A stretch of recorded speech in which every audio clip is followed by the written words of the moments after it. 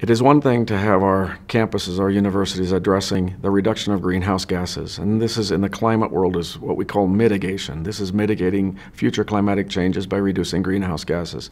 That's a very, very important thing that we need to do. But we've already put a lot up in the atmosphere. We've already changed the chemistry of the atmosphere, and so even as we reduce greenhouse gases as we move into the future, we will have to realize impending climate change. We have to be able to adapt to the changes that we see. Why do we have to adapt?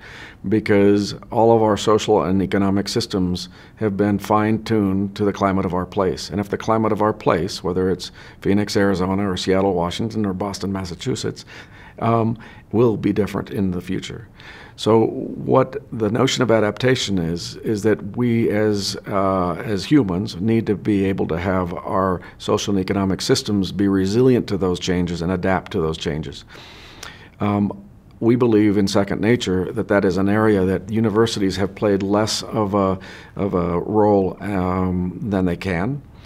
We do a lot of research in universities about adaptation, but what we haven't done is necessarily look at the universities as a sector and how will our campuses adapt.